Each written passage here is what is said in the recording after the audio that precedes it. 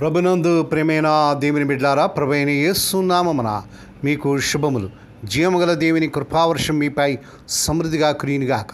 ఈ దినం అనగా జూలై నెల 18వ తారీఖు 2026 శనివారం హోలీ ట్రింటీ చర్చ్ మినిస్ట్రీస్ వారు అందించు అనుదినమన్న.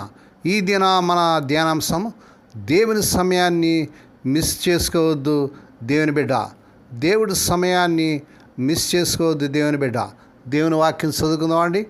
ఇర్మియా గ్రంథం 46వ అధ్యాయము 17వ వచనం.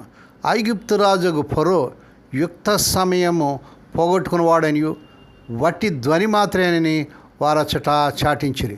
దేవుడు తన పరిశుద్ధ వాక్యం దీవించునుగాక. దేని బిడ్డారు, మీరంతా ఎలా ఉన్నారండి? మీరందరూ ఆరోగ్యంగా క్షేమంగా భద్రంగా ఉన్నారా? మీ అందరి కోసం మేము ప్రార్థన చేస్తున్నాం. మీరందరూ క్షేమంగా ఆరోగ్యంగా ప్రభువులు ఆనందిస్తూ ముందుకు సాగాలని ఇప్పుడు దేని బిడ్డారు మీకోసం మేము భారంతో ప్రార్థన చేస్తున్నాం. దేవుని వాక్యంలో చూసినట్టయితే ఈ సమయంలో ఇర్మియా గ్రంథం 46వ అధ్యాయం 17 వచనంలో అక్కడ వారు కేక వేసి ఐగుప్తు రాజు అయిన ఫరో అతని కాలం గడిచిపోయాను, నియామక సమయమునకు రాలేకపోయినని చెప్పుదురు. ఈ సందర్భం మనం చూసినట్టయితే ఇర్మియా 46వ అధ్యాయం అంతా కూడా ఐగుప్తు గురించినటువంటి ప్రవచనం రాయబడింది. మీకు సమయం ఉన్నట్లయితే దయచేసి ఈ 46వ అధ్యాయం చదవండి. ఇది జరిగిన సంఘటన క్రీస్తుకు పూర్వం 605లో కెర్కెమీష్ యుద్ధం దగ్గర జరిగింది. బబులోను రాజు నెబుకద్నెజరు మధ్య ఐగుప్తు రాజు ఫరో మధ్య జరిగినటువంటి యుద్ధం. ఐగుప్తు గొప్ప శక్తిగా ఉండేది, కానీ దేవుడు ఇర్మియా ద్వారా చెప్తున్నాడు ఐగుప్తు ఓడిపోతుంది. 17వ వచనం ఆ యుద్ధం తర్వాత ప్రజలు ఏమంటారో దేవుడు ముందుగానే చెప్తున్నాడు. ఇక్కడ మనం చూసినట్లయితే మొదటగా ఫరో కేవలం గొప్ప కేక. ఫరో తనను తాను చాలా గొప్పవాడుగా శక్తివంతుడిగా చూపించుకునేవాడు. గొప్ప సైన్యం, గొప్ప మాటలు, గొప్ప బెదిరింపులు. కానీ యుద్ధంలో ఓడిపోయిన తర్వాత ప్రజలు అంటారు ఇతను కేవలం శబ్దమే, నిజమైన శక్తి లేదని. అవును దేవుని బిడ్డారా, గొలియాతు కూడా ఇశ్రాయేలు మీద అలాగే కేకలు అరుపులు అరిచి వాళ్ళని దూషించి చివరికి బాలుడైనటువంటి దావీదు ఒడిశలలో చేతిలో దుర్మరణం పాలైనట్లుగా చూస్తున్నాం. అవును దేవుని బిడ్డారా, చాలామంది గప్పాలు పలుకుతుంటారు. సాతాను కూడా గప్పాల మరి పైకి మరి భక్తి గలవారుగా ఉన్నట్లుగా ఉండి దాని శక్తిని ఆశ్రయించినటువంటి వారు. దేవుని బిడ్డ, మీ పరిస్థితి ఎలా ఉంది? గట్టిగా గర్జించే సింహంలా కనిపించాడు కానీ పనికి రాలేదు.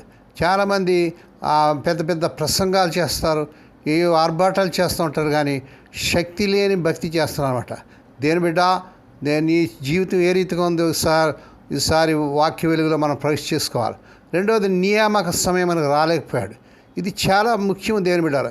దేవుడు మనకి ఇచ్చినటువంటి సమయం అది చాలా మరి అమూల్యమైనటువంటి సమయం, అది చాలా ప్రత్యేకమైనటువంటి సమయం. ఆ సమయాన్ని మనం ఉపయోగించుకోవాలి. దేవుడు ఒక నియామక సమయం, అపాయింటెడ్ టైం పెట్టాడు. ఆ సమయంలో ఫరో లేచి నిలబడి యుద్ధం చేయవలసింది. యుద్ధం చేయవలసినటువంటి అవకాశాన్ని ఫరో వదులుకున్నాడు, భయపడ్డాడు, వెనక్కి వెళ్ళిపోయాడు. దేని బిడ్డ, నీ పరిస్థితి ఏ రీతిగా ఉంది?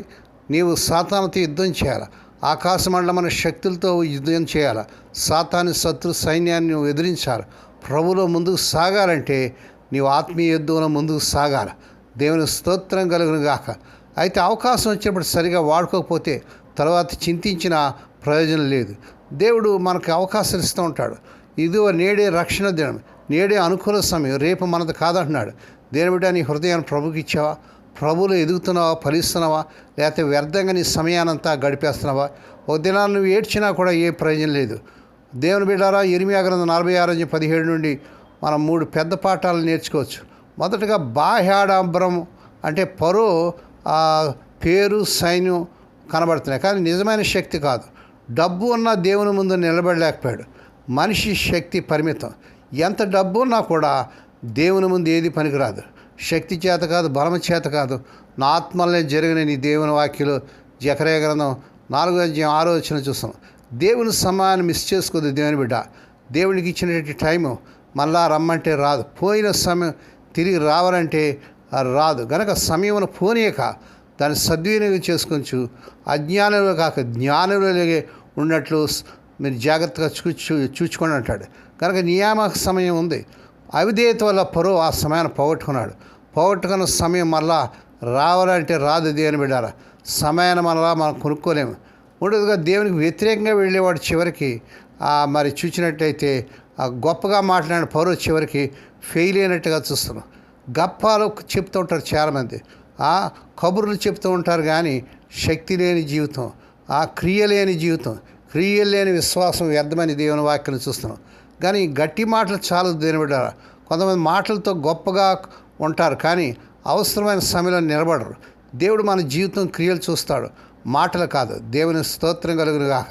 యేసు ప్రభువారు నేను నిలబెడతాను, శత్రువు వచ్చినా ఏమొచ్చినా మరి నేను నిలబెడతాను, నేను ఎదిరిస్తానని, నీకు ముందుంటానని భయపడినానని చెప్పిన పేతురు చివరికి ఆ యొక్క చిన్న పిల్లకు కూడా ఆ చలి మంటల్లో ప్రభు ఎవరో తెలియదని బొంకి పారిపోయినట్టుగా చూస్తాం. తర్వాత సిగ్గుపడ్డాడు. చాలామంది గప్పాలు చెప్తూ ఉంటారు.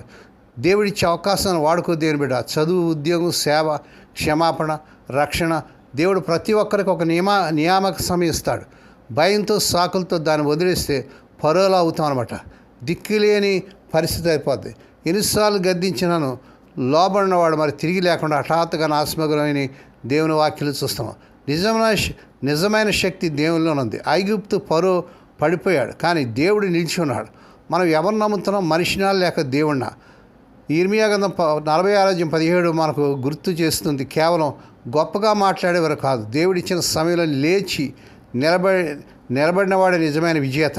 జ్ఞాపకం వచ్చేస్తున్న విషయం ఏంటంటే, అవకాశం వచ్చినప్పుడు నేను తర్వాత చేస్తాను అనుకో.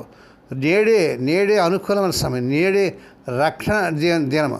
దేవుడు మనకిచ్చిన సమయాన్ని నేడే చేయాలి. రాజు పని త్వరితంగా చేయాలట. అవును దేని బిడ్డ, యెహోవా పనిని నిర్లక్ష్యించేవాడు శాపగ్రస్తుడని దేవుని వాక్యాలు చూస్తున్నాం. కనుక దేవుడిచ్చిన నియామక సమయాన్ని, ఆ అనుకూలమైన సమయాన్ని దేవుని బిడ్డ మిస్ చేసుకోవద్దు. ఈరోజు దేవుడు నీ జీవితంలో ఏ నియామక సమయాన్ని ఇస్తున్నాడు, దాన్ని పట్టుకోవడానికి నేడే రెడీగా ఉన్నావా దేవుని బిడ్డ? నేడే నీ హృదయాన్ని ప్రభుకిచ్చి ఆత్మతో నింపడి ప్రభుల ముందు సాయమని అవకాశాన్ని పోగొట్టుకోవద్దని ప్రభు పేరట మిమ్మల్ని అభ్యర్థిస్తున్నాను. ఆ రీతిగా చేయటకు పరిశుద్ధాత్మ దేవుడే మీకు సహాయం చేయను గాక. దేవుడి మాటలు దీవించను గాక. ప్రార్థన చేసుకుందామండి. పరిశుద్ధమైన తండ్రి, నీ పరిశుద్ధ నామమునకు స్తోత్రాలు చెల్లించుకున్నాను. మీరు మాకు ఇచ్చినటువంటి నియామక సమయాన్ని, అనుకూలమైన సమయాన్ని, అపాయింటెడ్ టైంని మేము ఉపయోగించుకోవడానికి సహాయం చేయండి. వ్యర్థం చేయకుండా చేయండి పరోలాగా. మా తండ్రి, ఈ వర్తమానం ప్రతిదినం కూడా వింటూ షేర్ చేస్తూ, లైక్ చేస్తూ, సబ్స్క్రైబ్ చేసిన మా ప్రియులందరూ దీవించండి. ఈ దినం పుట్టిన దినాలు, వివాహ దినాలు, ఆ శుభదినాలు జరుపుకునే బిడ్డలు కూడా బహుగా దీవించి మరొక సంవత్సరమనే దయాకరీటని బిడ్డ ధరింపజేయండి. రోగులైన బిడ్డపైన ప్రత్యేక చూపించండి. ఆయన ఎవరైతే సీరియస్ కండిషన్ హాస్పిటల్ ఐసీయూలు ఉంటున్నారో ఇప్పుడే కనికరించి కలవరి శిలువ రక్త ప్రభావాన్ని శిరస్సు మొదలు పాదములు ప్రారంభిస్తున్నాను. స్వస్థత, ఆరోగ్య, విడుదల యేసు నామమున ప్రకటిస్తున్నాను తండ్రి. మా తండ్రి స్వదేశ విదేశాలు ఉద్యోగాలు లేక తిప్పబడుతున్న ఎవరి బిడ్డలకు ఈ నెలలో అద్భుతం జరిగించుకొని వారు అర్హత మించిన ఉద్యోగాలు వచ్చిన గాక. మా తండ్రి, వివాహం కానీ ఎవరి బిడ్డలకి ఈ నెలలో వారు కోరుకునే చక్కని సంబంధాలు కుదిరి వారి వివాహాలు ఘనంగా జరుగును గాక. ఈ దినమంతటాన్ని బిడ్డల చుట్టూ మీరు రక్తకం చేసి ప్రతి విధంగా కీడించి దృష్టి నుంచి ప్రమాదం తప్పించి క్షేమకరమైన ప్రయాణాలు దయచేయమని సమస్త మహిమా ఘనత మీకే చెల్లించుకుంటూ స్తుతిస్తూ కొనియాడుతూ స్తోత్రాలు చెల్లించుకుంటూ యేసే పరిశుద్ధ నామమున స్తుతించి గానపరిచి వేడుకని ప్రార్థిస్తున్నాం తండ్రి. ఆమేన్. మన ప్రభువైన యేసుక్రీస్తు వారి కృప, తండ్రి అయిన దేవుని ప్రేమ, పరిశుద్ధాత్మ దేవుని కన్య సహవాసం సదాకాలం మీకు తోడేండి నడిపించి బలపరచునుగాక. ఆమేన్.